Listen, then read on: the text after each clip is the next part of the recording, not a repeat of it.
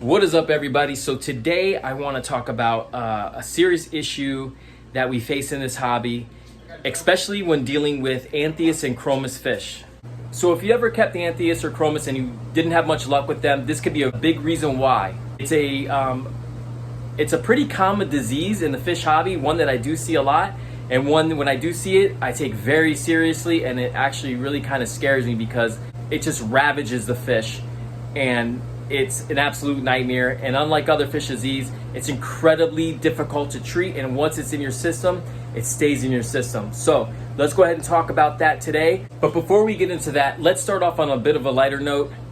I have something really cool here at the shop that I wanted to show you guys. It is called a pearl fish. So let's go ahead over to the invert tanks, and I'm gonna show you exactly what I'm talking about. So first off, sorry for the way this is filmed, but it looks here like the sea cucumber is devouring this fish, right, alive. We all know sea cucumbers don't eat fish, so how could this be? Well, it's not what it appears to be. This is actually called a pearl fish. And a pearl fish basically takes that sea cucumber and uses it as a place to hide and a place of refuge. Now, does this hurt the sea cucumber? They say no, but in my experience, it definitely does. So that one that's on the floor was the one the pearl fish wasn't originally, and it's dead now, so something's going on there. Also, while we're in this area, I wanted to show you guys this clingfish, one of my favorite saltwater fish, totally underrated. Keep an eye out for these. They are really, really unique looking. Sexy shrimp. Oh, I love these guys. Look at them all in there. I'm gonna be doing a tank very shortly of just sexy shrimp and coral. I can't wait. I'm really excited. All right, back on track. What we came to do the video for, Uranema. So if you look in this aquarium, we have a damsel fish, and you can see from the reflection, you can see some scarring, some like an open sore, right? That is Uranema. That is live parasites that are eating this fish, okay? They are devouring this fish alive. And you can see he's got labored breathing. He's struggling to keep himself upright.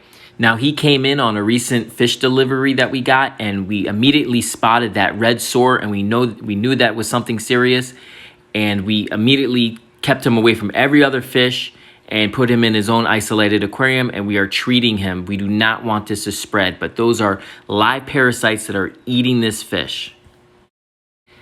Now, I'm going to go ahead and dose some chloroquine phosphate in this aquarium, but I don't know how well he will do because once they have those open sores like that, it's really hard to treat them. Especially when they have that labored breathing and can't swim very well, the chances are that this fish is not going to make it. So keep in your mind what this looks like. So if you're ever at a fish store and you see something like this, stay away from it. I can't stress enough to just stay away. Don't even bother coming near this fish, because most likely when they show blood like that, when it's bruising that pronounced, you cannot save them.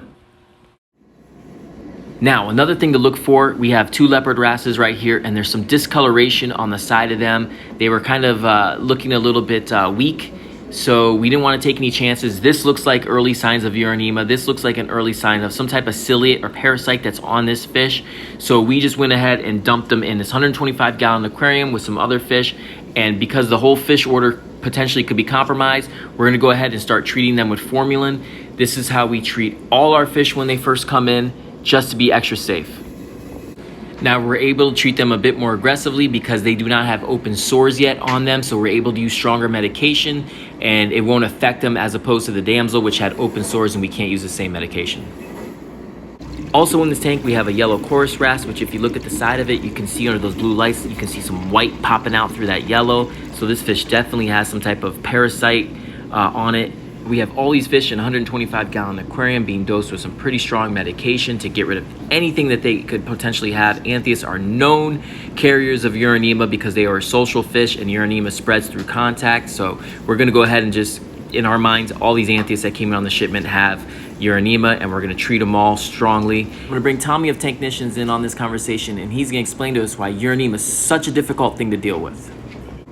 So Uranema is one of the absolute worst diseases that you can get inside of your aquarium, because Uranema can live without a fish host, which which means that if you get it into your tank is infected with Uranema until you break it down entirely. Uranema can withstand total freshwater.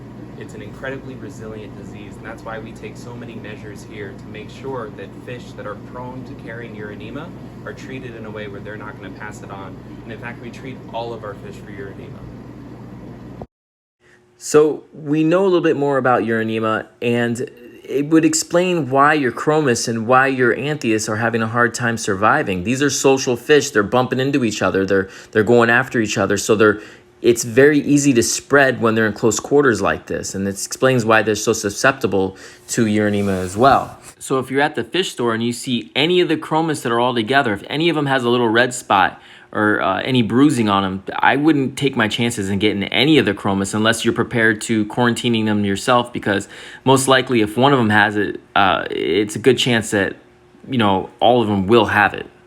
Now I'm going to take you over to this tank, which has fish that are currently recovering from a bad bout of Uranema. And they were doing pretty bad there a couple days ago, but they're slowly starting to recover, get some strength back. They haven't been eaten, and I'm actually happy to see them eaten again, so it's a good sign.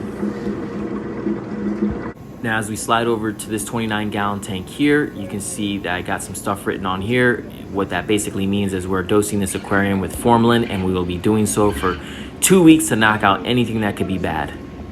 So basically our process here at our fish store is to do 2 weeks of formalin, and then it's off to copper, dependent on the fish. Sometimes we'll do chloric and phosphate, but it's so critical to be able to treat these fish for a disease, because the last thing you want to do is get this stuff into your tank, and it could be a big reason why your chromis and anthias are not surviving. And like I said, you know, this is a good example of what anthias looks like that's been through quarantine, healthy, vibrant, good color, good swimming. This square box, great color, but he's got some fungus or something going on here, so he's still in our quarantine, but otherwise looking very healthy. And a couple more anthias that have made it through the 4-week period. They got 2 more weeks of observation, so hopefully they'll be good as well. But it's just so critical to find a good fish store that, you know, takes all these precautions. I know it seems like a lot of work, but it is totally worth it, especially when you consider what we spend on fish. It has to be worth it. All right, that is all I have for you guys for today. If you like this type of content and you want to learn more about fish disease and how we treat different types of fish disease here at the shop, please drop it in the comments below. I'll be glad to make more videos. I really intend on, in the future, making more.